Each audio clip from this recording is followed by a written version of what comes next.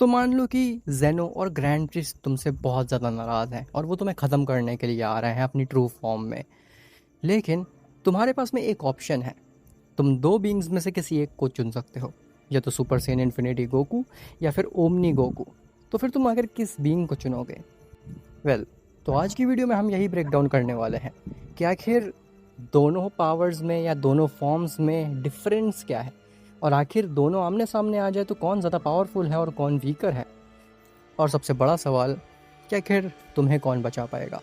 इससे पहले कि ये वीडियो स्टार्ट हो, तुम वीडियो पॉज करो और कमेंट में अपनी राय दो। तुम्हें क्या लगता है कि ओमनी गोकू और सुपर सैयन इन्फिनिटी में कौन ज़्यादा पावरफुल है और तुम्हें कौन बचा सकता है जेनो और ग्रैंड प्रीस्ट के रेज से। अब शुरू करते अपनी वीडियो को। तो देखो, ओमनी गोकू नाम से ही समझ में आ रहा है उसके पास में ओमनी पोटेंट लेवल की पावर्स होंगी। उसके पास में reality manipulation, time manipulation, space manipulation, ऐसी एबिलिटीज़ होंगी जिससे कि वो पूरे एग्जिस्टेंस का, पूरे मल्टीवर्स का रुख ही चेंज कर सकता है। वहीं दूसरी तरफ सुपर सेयन इन्फिनिटी सेयन्स की एक तरीके से पीक है। जो सेयन्स की फाइनल फॉर्म है वो है सुपर सेयन इन्फिनिटी। और ऐसा बोला जाता है कि सेयन्स की कोई लिमिटेशंस नहीं होती हैं, तो सुपर सेयन इन्फिनिटी की भी कोई लिमिटेशन नहीं होगी। इस फॉर्म में गोकू के पास में स्टेमिना, स्ट्रेंथ, एजिलिटी, एनर्जी, सब कुछ इनफाइनाइट हो जाएगा। यहाँ से इनका कंपैरिजन थोड़ा सा इंटरेस्टिंग हो जाता है। देखो, रॉ पावर के मामले में तो सुपर सेयन इन्फिनिटी और ओमनी गोकू दोनों ही बराबर हैं। दोनों में मेन डिफरेंस क्या है कि सुपर सेयन इन्फिनिटी के पास में इनफाइनाइट पोटेंशियल है, वहीं ओमनी गोकू अपनी मर्जी मुताबिक एग्जिस्टेंस को और रियलिटी को चेंज कर सकता है।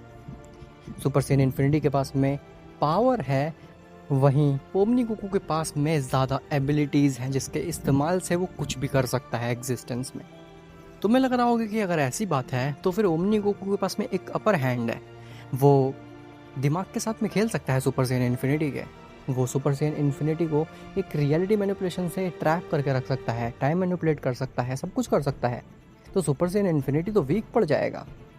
लेकिन ऐसा बिल्कुल भी नहीं है, क्योंकि सुपर सेयन इन्फिनिटी के पास में भी इनफाइनाइट पोटेंशियल है।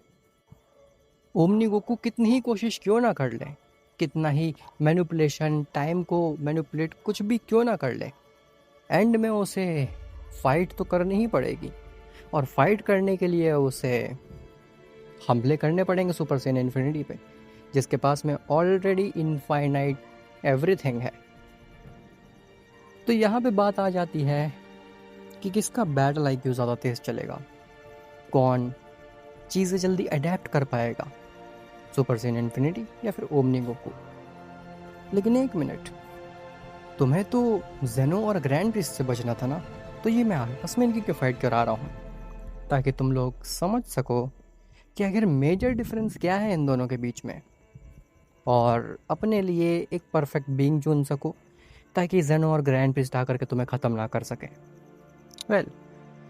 तो अगर मान लो ओमनी गोकू और सुपर सेयन इन्फिनिटी गोकू आमने सामने हैं, तो पावर, एबिलिटीज़, ये सारी चीज़ें मैटर नहीं करेंगी। मैटर करेगी तो सिर्फ एक चीज़, वो है बैटल आईक्यू और अडेप्टेशन। कितनी जल्दी वो एक दूसरे के अटैक्स को अडेप्ट कर लेते हैं और कितनी जल्दी वो एक दूसरे की टैक्टिक को समझ जाते हैं, उस चीज़ पे मैटर करेगी उन दोनों की फाइट। लेकिन एट द एंड विजेता होगा super Saiyan infinity. Omni Goku चाहे कितनी ही कोशिश क्यों ना कर ले, कितनी ही मैनिपुलेशन क्यों ना कर ले, वो अपनी एबिलिटी के इस्तेमाल से सुपर सेयन इन्फिनिटी गोकू की एबिलिटीज़ को चाहे बहुत हद तक रिड्यूस ही क्यों ना कर दे। तुम इनफाइनाइट को कितना ही कम क्यों ना कर दो, वो रहने इनफाइनाइट ही वाला है। तो सुपर सेयन इन्फिनिटी के पास में एक एज रहेगा कि उसके पास में इनफाइनाइट पावर्स हैं, जिसको कि इम्पॉसिबल है ओमनी गोकू को सरपास कर पाना।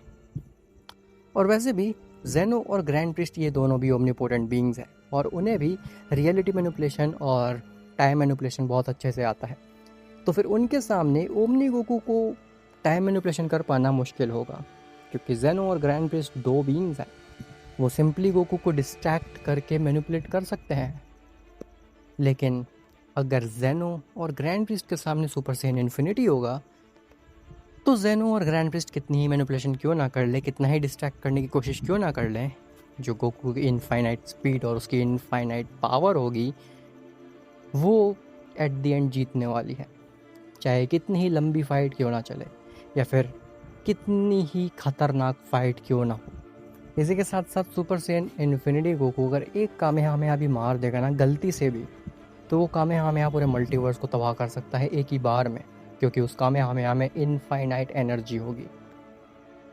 तो इम्पॉसिबल है गोकू के लिए हारना अगर वो सुपर सेन इन्फिनिटी में है तो।